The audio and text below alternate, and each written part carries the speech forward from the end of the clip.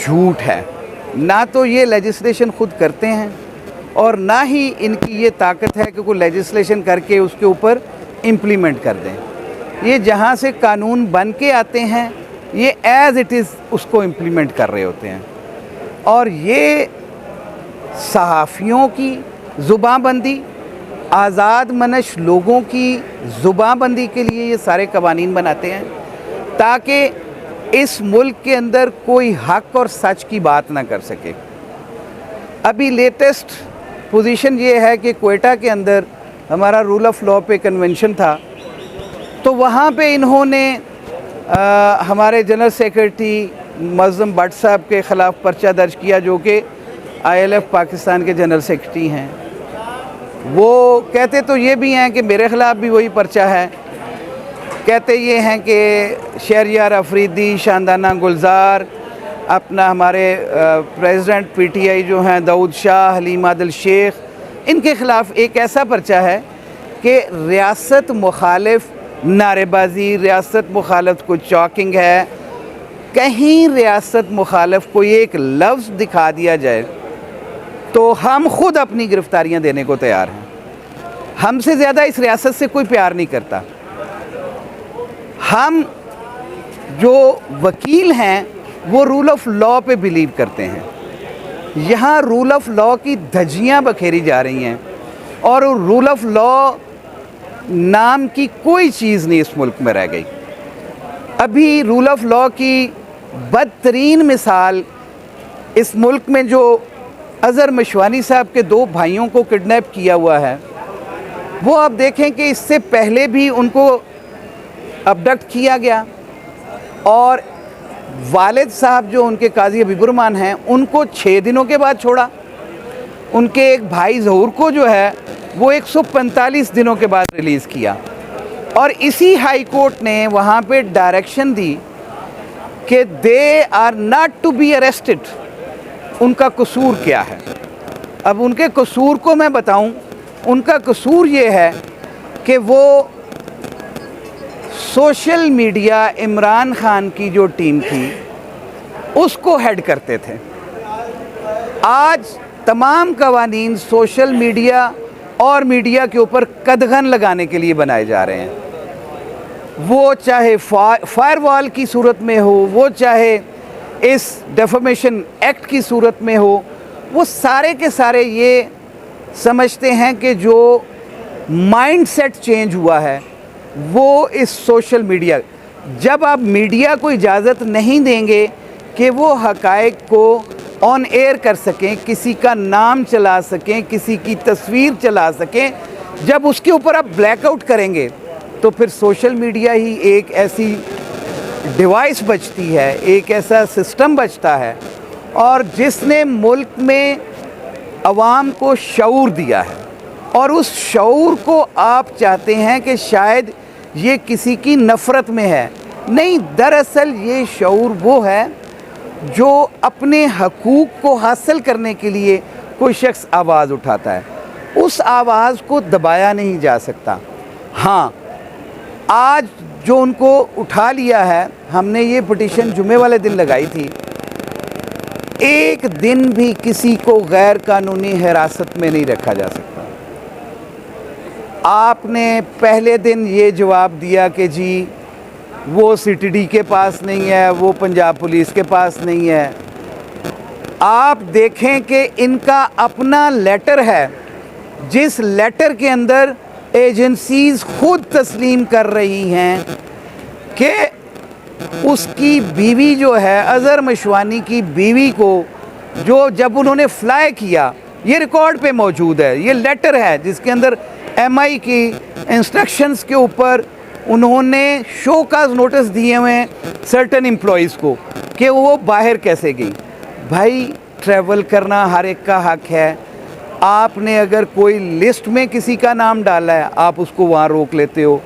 इस तरह से आप जो जुर्म और बर्बरियत करते हैं तो उसका रिएक्शन यही होता है कि लोग बात करते हैं। आज मैं जनाब आपके सामने, मीडिया के सामने इसलिए हूँ कि उन 2 भाइयों का अगर कसूर बता दिया जाए कि उन्होंने ये जुर्म सरजद किया है, दे दें, उनके ख़िलाफ़ पर्चा कानून के अंदर मौजूद है। अगर ऐसा कुछ नहीं है, अगर उसके ख़िलाफ़ कोई मटेरियल नहीं है, जिन लोगों को आपने अबडक्ट किया हुआ है, तो ये तो फिर FIR बनती है उन लोगों के ख़िलाफ़ जिन्होंने उसे किडनैप किया है। और इस बाबत हम ऑलरेडी थाने में दरख्वास्त भी दे चुके हैं। हमने उसी दिन जय साहब का सवाल था कि आपको कैसे पता है कि ये किसी एजेंसी ने या किसी और इदारे ने उठाया है। हमने कहा था कि सिर्फ़ एक चीज़ आप देखें कि इनको उठाने के पीछे मुहर्रिकात क्या हैं। वो मुहर्रिकात ये हैं कि वो शख्स मुल्क में नहीं है या मुल्क के अंदर है, लेकिन वो सोशल मीडिया के ऊपर एक्टिव है। और भाई उसके लिए एक कानून मौजूद है, उसके ख़िलाफ़ आप प्रोसीड करें। इन बेचारे बेगुनाह लोगों का कौन सा कसूर है जिससे इनको आपने अबडक्ट करके किसी सेल में रखा हुआ है, कहाँ रखा हुआ है? इन लोगों का उससे कोई रोल नहीं है।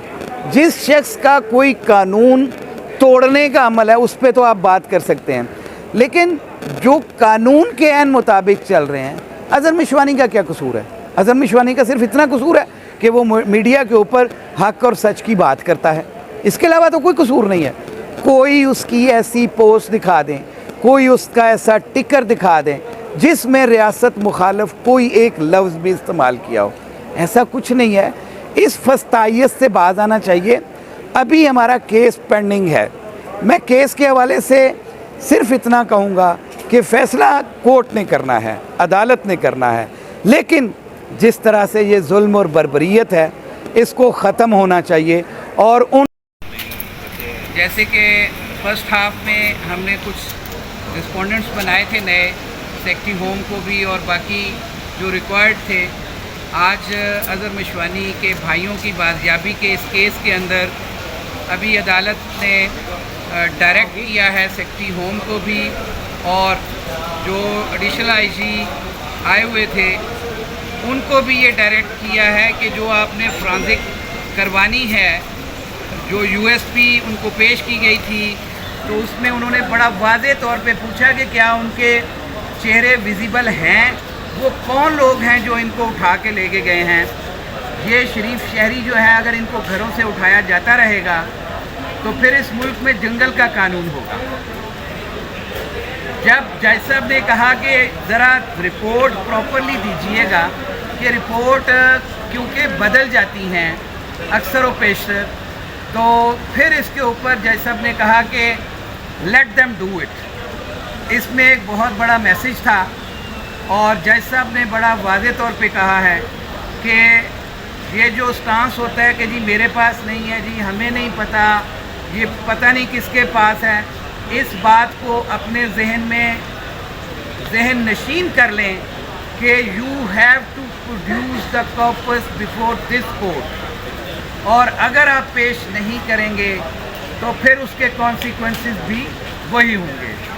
इससे पहले भी आपने देखा कि अज़हर मिशवानी के भाइयों को उठाया गया था, एक भाई को उठाया, फिर हमने 145 दिनों के बाद उनको रिकवर करवाया।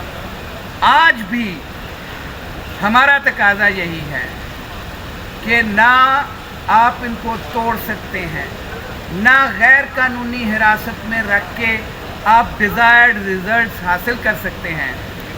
डिज़ायर्ड रिज़ल्ट्स जो हैं वो आप इस कौम के लोगों में अपनी मोहब्बत पैदा करके कानून की हुक्मरानी बना के इस मुल्क के अंदर वो डिज़ायर्ड रिजल्ट्स होंगे जो 25 करोड़ अवाम को काबिल कबूल होंगे। आज बड़ा सख्ती से जज साहब ने कहा कि इस वीडियो को फ्रांसिक किया जाए और शॉर्टेस्ट पीरियड में इसकी रिपोर्ट भी कोर्ट में सबमिट की जाए। नहीं किया जा रहा। एक ASI की मुद्दत में एक पर्चा दर्ज करके ला के रखा जाता है कोर्ट के सामने, जिसको कोर्ट ने स्ट्रेट वे कबूल करने से इनकार कर दिया कि इस तरह के मामलात में इस तरह की FIR आप दे के ले आते हैं, ये काबिल कबूल नहीं है। इनको कोर्ट में पेश करना है। कुछ डॉक्यूमेंट्स जो थे हमने अदालत में पेश किए थे, उन्होंने कहा है कि इन कागजात को आप उसके साथ लगाएं। इसके साथ मैं शहबाज गिल साहब के भाई को भी जो किडनैप किया हुआ है उसकी भी भरपूर मजम्मत करता हूँ और मुख्तदर हलकों से तकाजा करता हूँ कि उन्हें फिल फॉर रिहा किया जाए, बल्कि उन्हें कोर्ट में पेश किया जाए ताकि उनकी स्टेटमेंट्स आ सकें कि आपने उन्हें कहाँ रखा हुआ था, उनका कसूर क्या है, ये आम शहरियों का कसूर क्या है। अब इस तरह के जबर के कानून के साथ, जैसे जबर का कानून हतक इज़्ज़त वाला आपने रखा है, उसके अंदर भी आप लोगों को फिक्स करना चाहते हैं, आर्म ट्विस्टिंग करना चाहते हैं। तो भाई कौन सी क़यामत आ गई, क्यों करना चाहते हैं ये सब कुछ? कवानीन सारे मौजूद हैं, हतक इज़्ज़त वाला कानून आइन के और अगले प्रमलगेटेड कवानीन के भी खिलाफ है। ये इसके ऊपर भी हम पिटीशन फाइल करने जा रहे हैं, ऑलरेडी भी पिटीशन फाइल हुई है। तो मैं समझता हूँ कि मुल्क में रूल ऑफ लॉ होगा तो इस तरह से किडनैपिंग ख़त्म हो जाएगी। हमारा एक ही मुतालबा है कि मुल्क में इंसाफ और कानून का बोलबाला होना चाहिए। कॉन्स्टिट्यूशन जो अमली तौर पे मुअत्तल किया गया है, अगर आइन को प्रॉपरली इस मुल्क में नाफिज कर दिया जाए तो ये सारी मिसिंग पर्सन वाली चीज़ें ख़त्म हो जाएंगी।